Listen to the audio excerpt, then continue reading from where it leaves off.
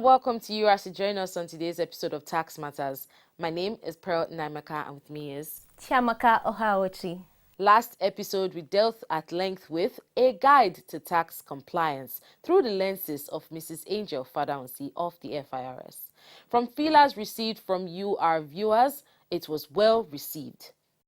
Now, it is indeed a good thing to comply voluntarily. Where voluntary compliance does not happen, it may be due to disagreement or what in tax jargon is called dispute regarding assessment of a tax or dispute as to whether the tax is payable or not in the first place. When that is the case, the tax laws in all tax jurisdictions across the world have dispute resolution mechanisms which begin with internal mechanisms. Let's use the example of company income tax in Nigeria. When an assessment is served on a taxpayer, the law allows 30 days for objection if the assessment is not agreeable to the taxpayer. When that happens, the FIRS sends the objection to its audit review team. If the audit review team agrees with the objecting taxpayer, it will discharge the earlier assessment and issue a revised assessment. In another scenario, if the audit review team disagrees with the taxpayer and affirms the issued assessment, it issues a notice of refusal, in which case the taxpayer must go and pay. Where the taxpayer disagrees with the notice of refusal, it can go to the Tax Appeal Tribunal. Of course, as you will find presently, cases from the Tax Appeal Tribunal go to the Federal High Court, from there to the Court of Appeal, and finally to the Supreme Court.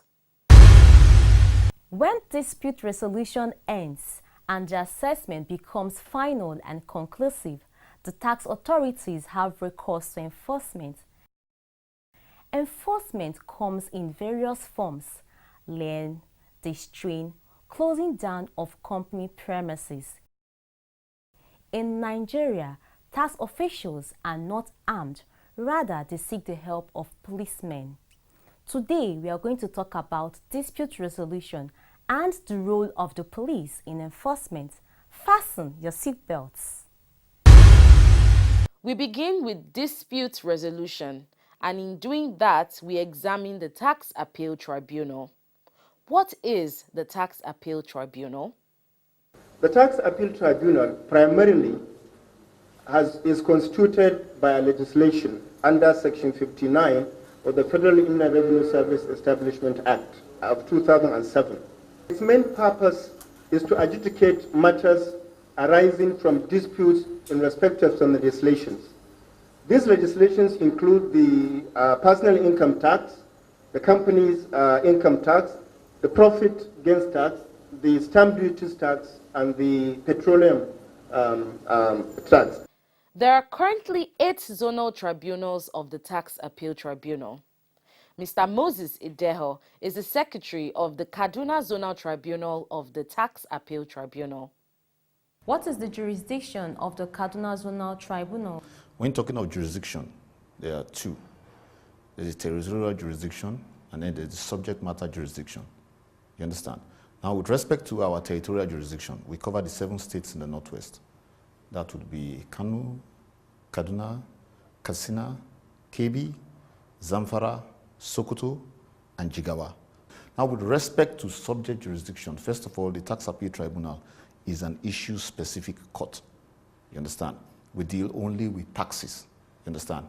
That will be all taxes that are listed in the approved list for collection. Do you understand me? That is taxes that are collected by the federal government, which would include your company income tax, your petroleum profits tax, your capital gains, and then your state taxes, down to even the taxes covered by local governments.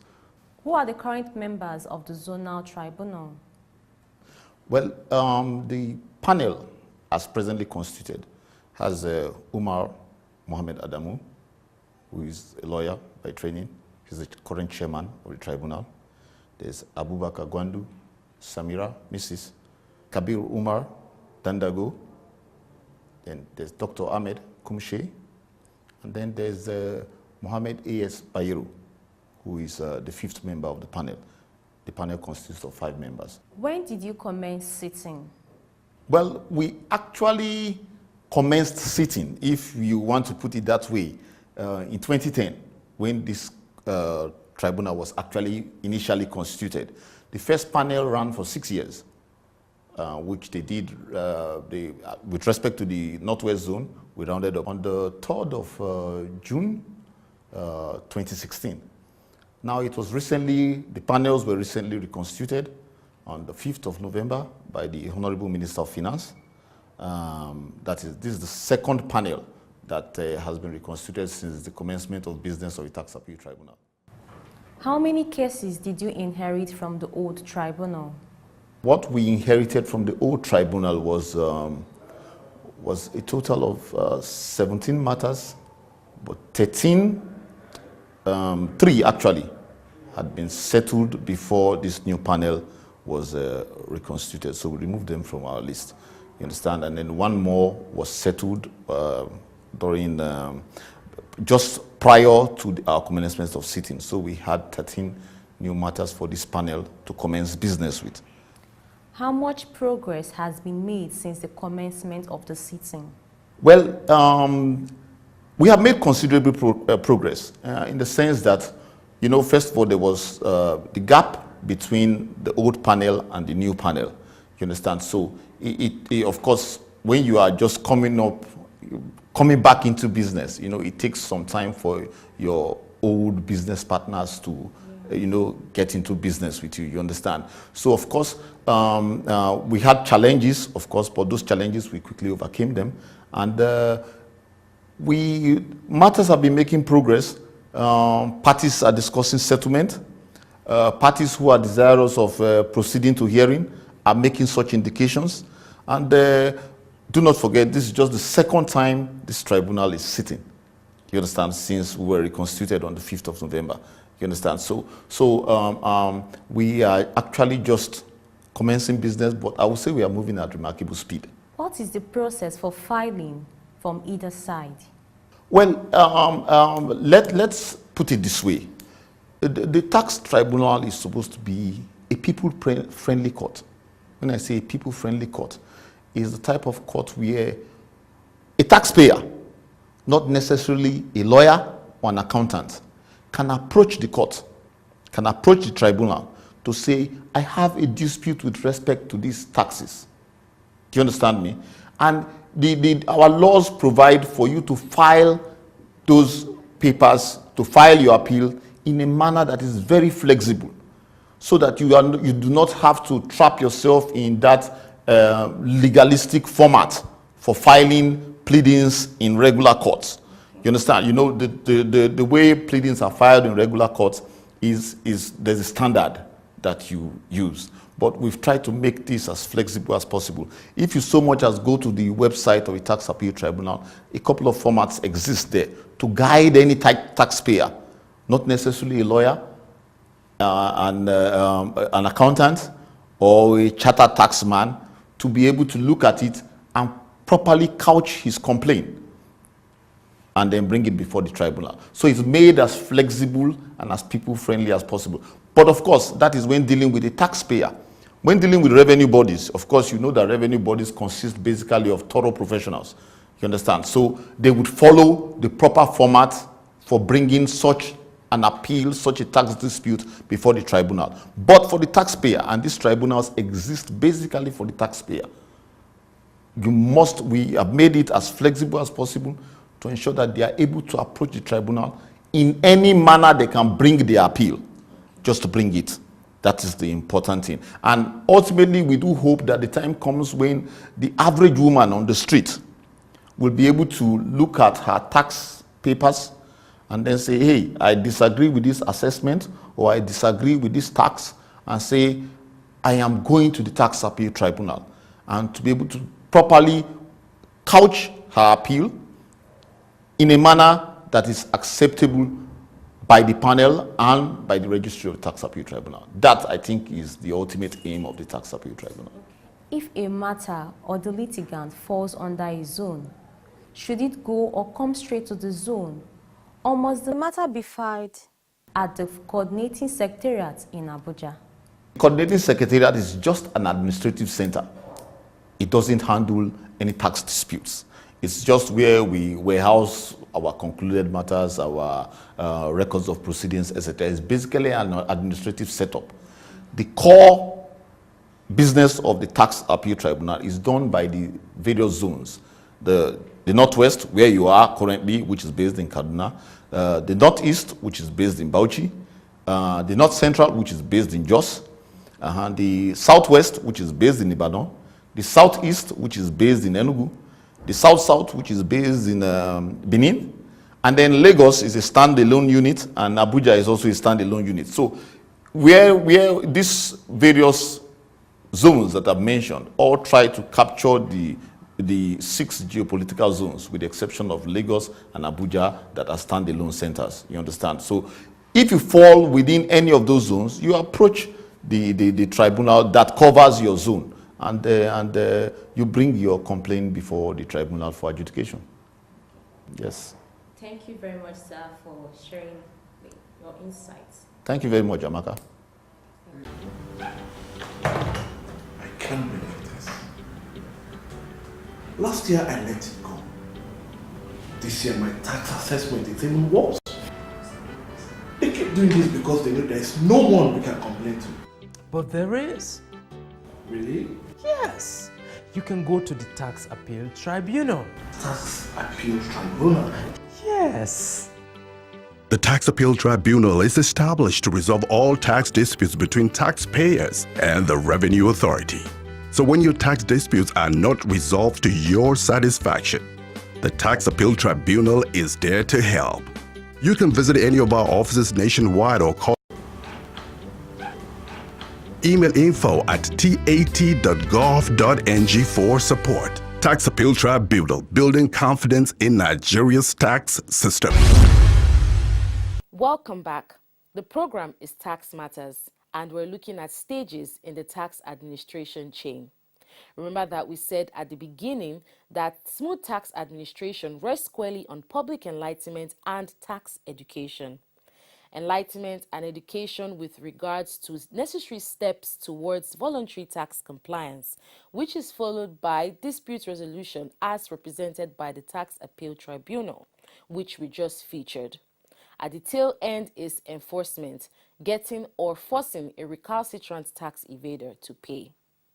In doing that, the tax authorities seek the backing of law enforcement agencies.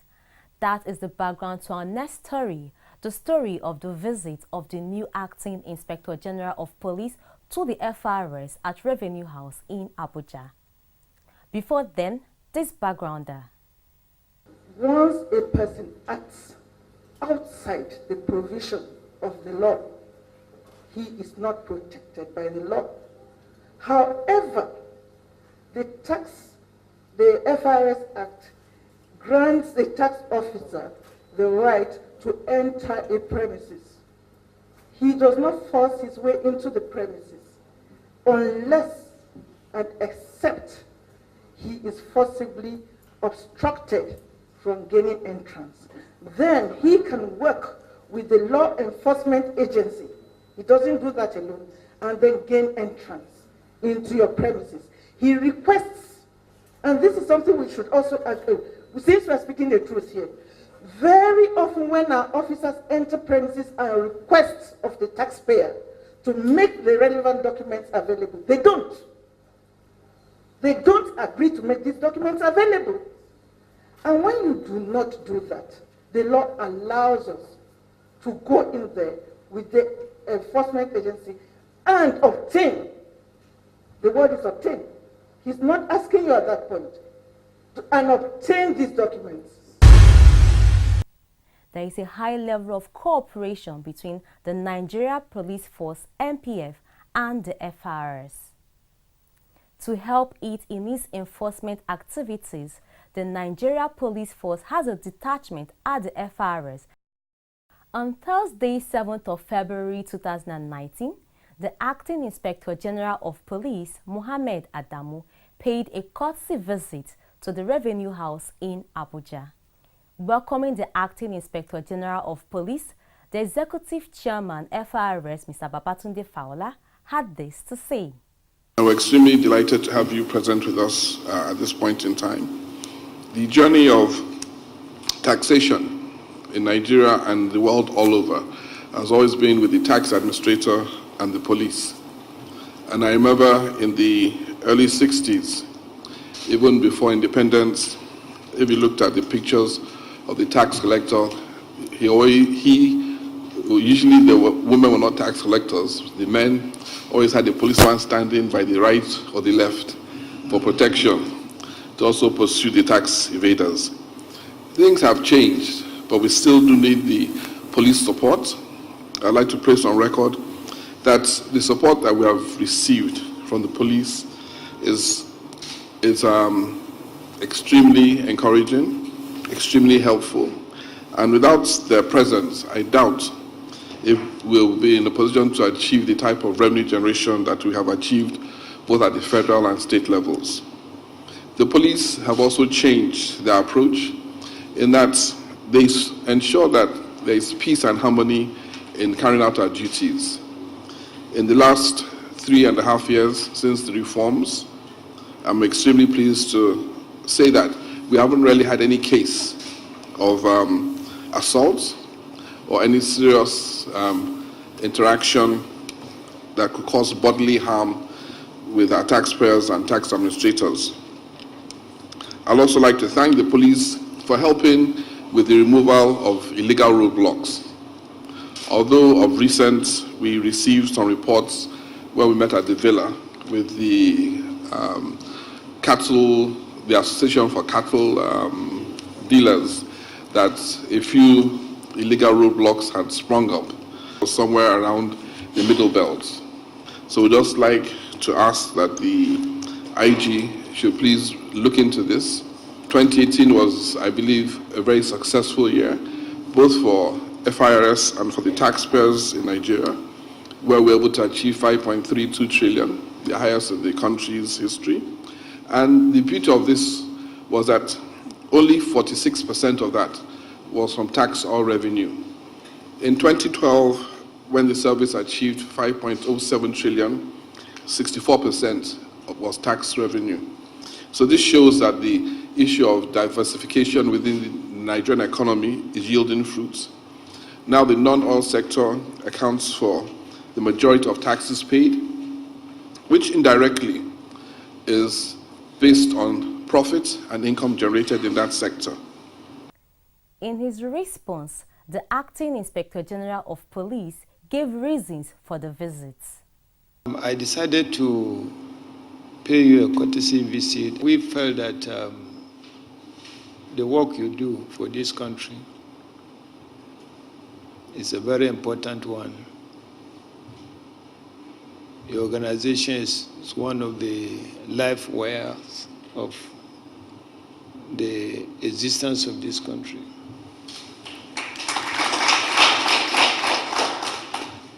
And you need to be supported from all angles so that you achieve the objective for which you set out to achieve for the benefit of every Nigerian. Currently, the security challenges in the country may affect what you do in some parts of the country. And it's something that we need to work together, not only with your organization, but all Nigerians, to bring law and order so as to create a enabling environment for people to do business and pay tax. The time we came on board, we are not only bedeviled with the security, the normal security challenges, but we have election around the corner. So we have a lot of challenges, but we believe with the new management team we have in the Nigeria Police, we believe we can restructure the operation of the police so that there will be more security, more law and order, there will be more businesses, people can have more investment coming to the country so that we generate more revenue. And we want to do this through the vehicle of community policing. We want to push policing back to the community. Let the community identify the problems, then we'll work with the community and solve the problems. That is the strategy we are adapting now. We provided you with some elements of support in terms of the police personnel that are working with you, but we felt that if I come here, I'll be able to know firsthand some of the challenges facing them in terms of performing their functions of enforcement, so that collectively we can improve on that to give your organization a better service. Be it when they go on enforcement, is it are there challenges with the members of the public, or are there challenges within that we need to address? We need to know this so that we can collectively address them and then serve the country better. That's why we're here. The Executive Chairman, Federal Inland Revenue Service, attested to the professionalism and dedication to duty of the policemen attached to the FRS. So we'd like to thank you once again for this visit, and also let you know that the command that we have here has been extremely resourceful and helpful.